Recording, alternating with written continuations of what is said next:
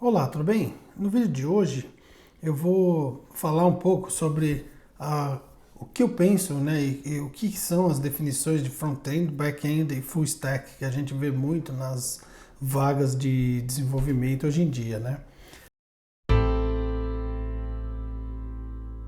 Para começar, eu fiz uma lista aqui que eu vou passando pelos tópicos porque eu não planejei nenhum roteiro, eu vou falar sobre eles, tá?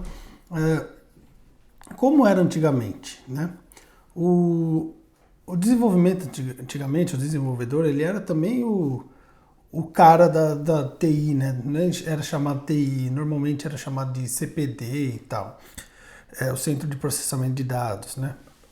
Então, o desenvolvedor, o programador, né, como é que chamava na época, ele tinha que não só fazer o programa da empresa inteira, normalmente era um ou dois programadores, três no máximo na empresa, e fazia todo o processamento de dados da empresa, normalmente mais relacionado à contabilidade, finanças, contas a pagar, essas coisas dessa área da empresa, né?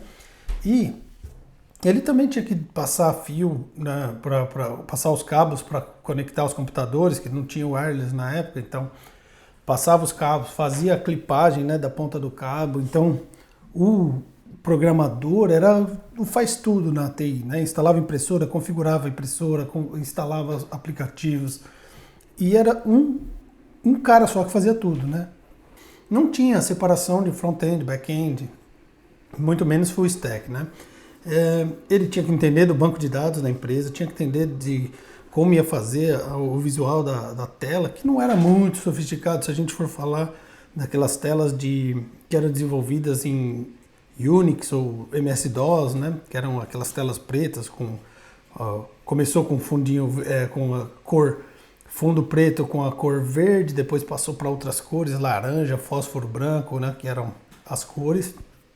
E essa era a tarefa do desenvolvedor, né? Era muito mais um faz tudo na área de tecnologia, até porque ninguém entendia muito tecnologia, né?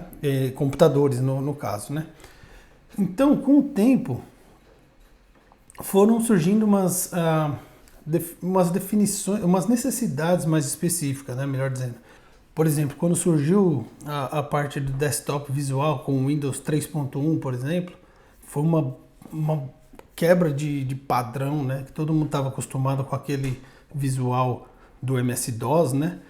E aí já houve a necessidade desses desenvolvedores a se adaptarem e aprender como fazer as telas, onde colocar os botões, os campos de input e tal. Mas ainda eles faziam de tudo, né? Eu trabalhei no começo da minha carreira com esse estilo de desenvolvimento, né?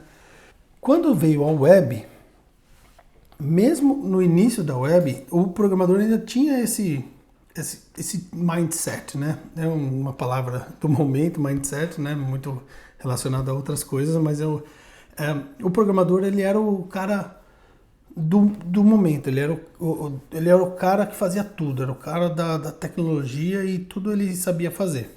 Então se a gente for falar de tecnologia da época, o ASP, o PHP, todas essas linguagens que começaram na web, né? Na parte que ficou mais popular do desenvolvimento web, tinha outras linguagens antes, como Perl, CGI, né? Mas PHP e ASP foram as que mais se popularizaram no começo. Eles exigiam que o programador entendesse do que ia responder para o browser, né? Que era o HTML, que o browser aceitava HTML desde o início, né? E como que ia conectar no banco de dados, como que ia receber as requisições das páginas e tal e processar essa informação. Só que, né, como a internet cresceu e evoluiu demais, né, esse programador raiz acabou ficando um pouco obsoleto, porque mesmo ele sabendo tudo de todas as etapas do desenvolvimento, não dava para ser especialista em tudo, né? Então, teve alguns desenvolvedores que tinham mais afinidades e desenvolviam e eram melhores na parte do front-end, outros eram melhores na parte do back-end. E aí, com a evolução também da forma de programar, das metodologias, de tudo, foram criando umas especializações mais focadas em cada área, né?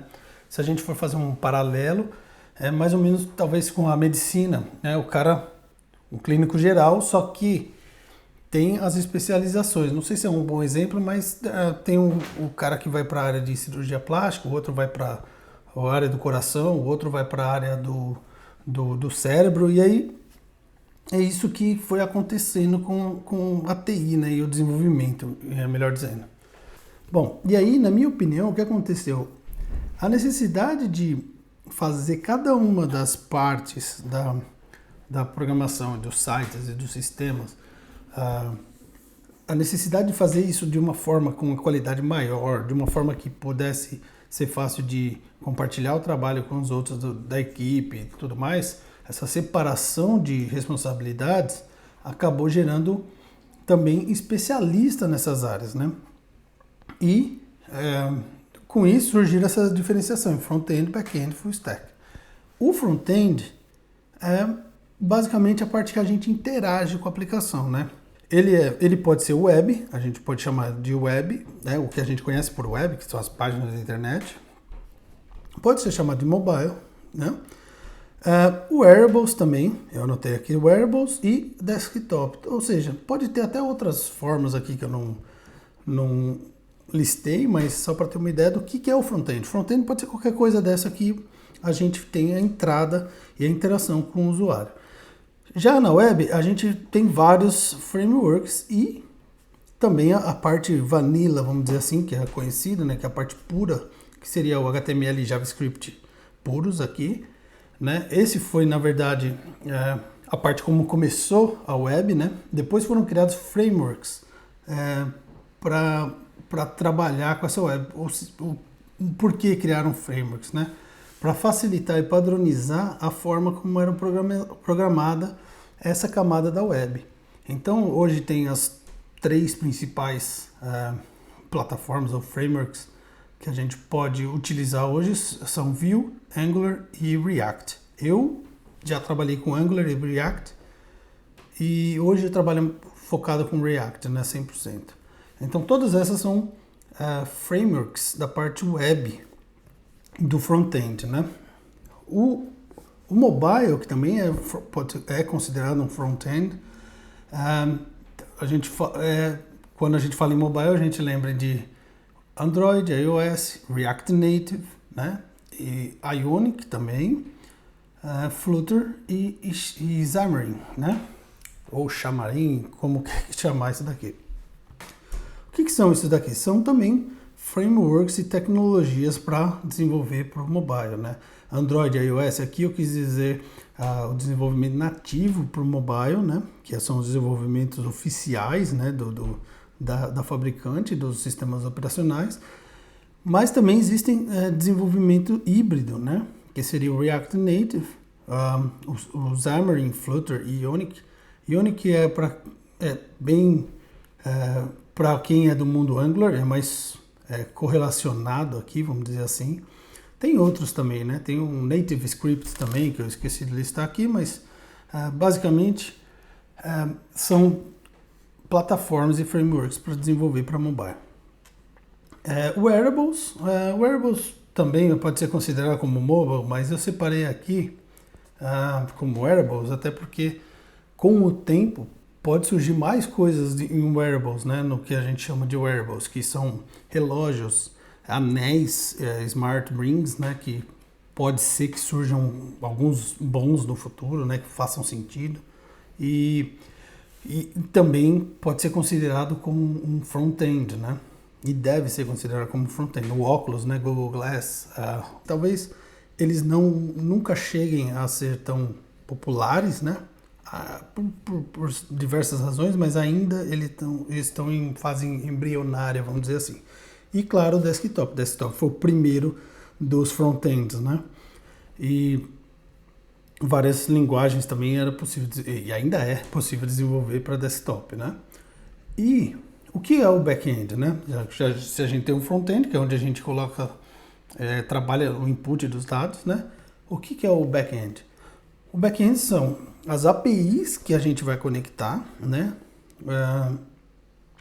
com os bancos de dados, ou muitas vezes o desktop, que é o front-end, conectava direto no banco de dados, e isso bem no início, né, das integrações, principalmente quando eram programados em Visual Basic, que você, pela rede, já acessava direto o seu banco de dados, seu servidor e tudo mais.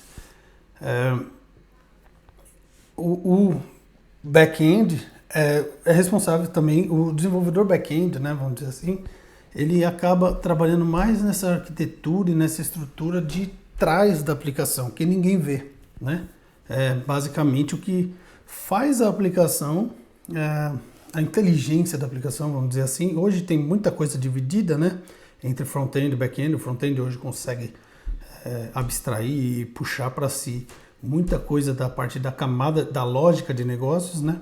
Mas o back-end é normalmente o responsável por isso. Então, são as APIs, são o banco de dados.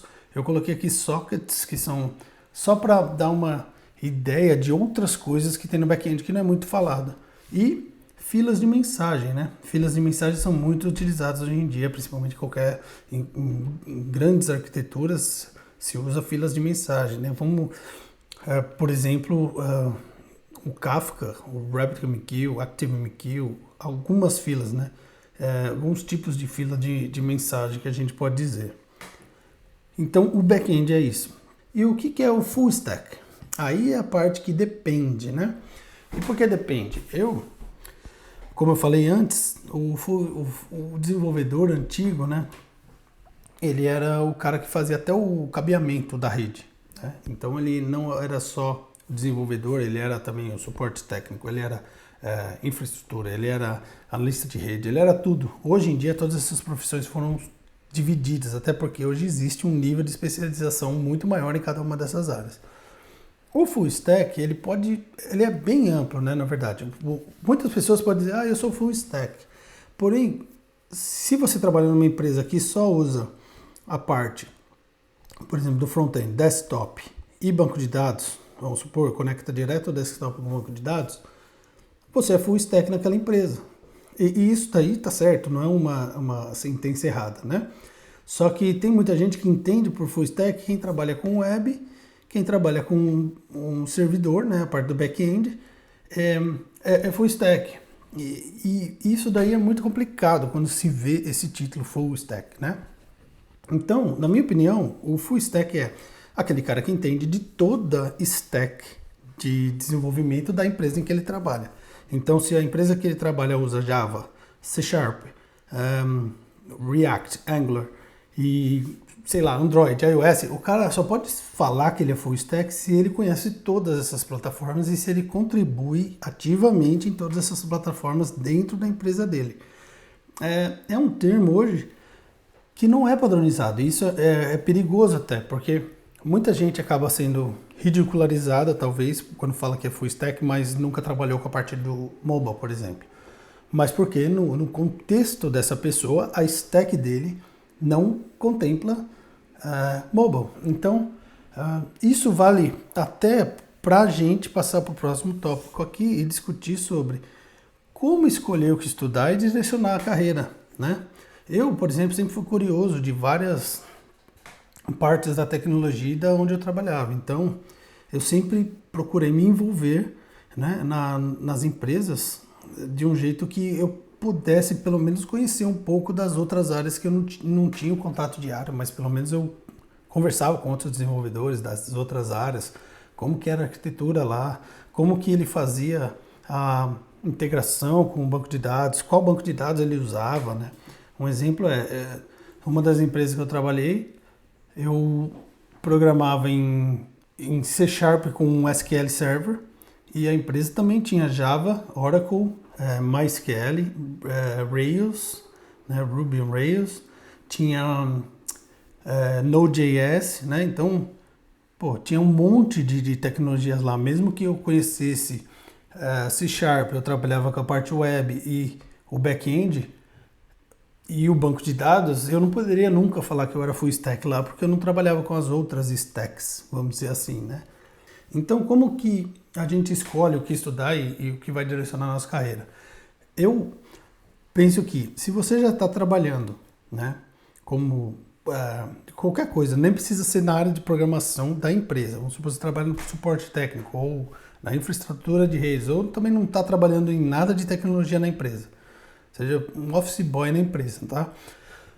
Entender primeiro o que a empresa tem de tecnologia para focar o estudo nessa tecnologia da empresa, porque na empresa onde você trabalha é a que mais pode te dar essa chance de começar na carreira, então, ou de trabalhar com a stack que você focar em estudar. E você estando preparado pode sim pegar essa oportunidade assim que ela surgir, e ela vai surgir. Todas as empresas um dia precisam substituir alguém, precisam contratar mais gente para ajudar na equipe. Se você já está lá, já se mostrou capaz, com certeza é a oportunidade que você pode abraçar, né? Mas também, se nessa empresa não der nenhuma oportunidade, você sabe que pelo menos uma empresa usa essa tecnologia e talvez outras empresas também a usem. Então, mesmo que você nunca tenha essa oportunidade, saber sobre esse assunto vai te dar também uma certa confiança para discutir sobre ele, ou tirar dúvidas, ou aprender com as pessoas que trabalham na própria empresa. Então, vai te abrir portas, com certeza, para essa tecnologia e vai te dar um direcionamento. Não existe a tecnologia certa, talvez você precise passar por todas elas para descobrir a que você goste mais, né? Eu já trabalhei com diversas tecnologias. Hoje eu gosto muito de trabalhar com Node, React e React Native, né? Mas também já trabalhei por mais de 12 anos com C#, por mais de 6 anos com Java, e eu gostava muito de trabalhar com essas tecnologias também. Então, banco de dados já trabalhei com vários também. Então, se você gosta de tecnologia, não precisa aprender todos ao mesmo tempo, até porque é impossível, né? Então escolha uma, de preferência aquela que está mais próxima de você, que é na empresa onde você trabalha, ou aquela que você conhece as pessoas que trabalham com essa tecnologia. Minha visão é que o full stack é aquele que entende toda a stack da empresa em que ele trabalha. Basicamente é isso, na minha opinião. Então, era isso para o vídeo de hoje. Era só para abrir essa discussão sobre o que são os tipos de desenvolvedores hoje em dia, né? Em vez de ser aquele desenvolvedor raiz que usava tudo, hoje a gente é todo desenvolvedor Nutella, né? Só é focado numa única área, né? Então, mas isso é óbvio que é uma brincadeira. O desenvolvedor hoje é muito mais especializado na área, ou na ferramenta, ou na biblioteca que ele trabalha. Talvez isso possa gerar um monte de discussões com outros desenvolvedores, mas isso realmente é um fato, né? Então, era isso para o vídeo de hoje. Obrigado por ter assistido até aqui. A gente se vê no próximo vídeo. Um abraço.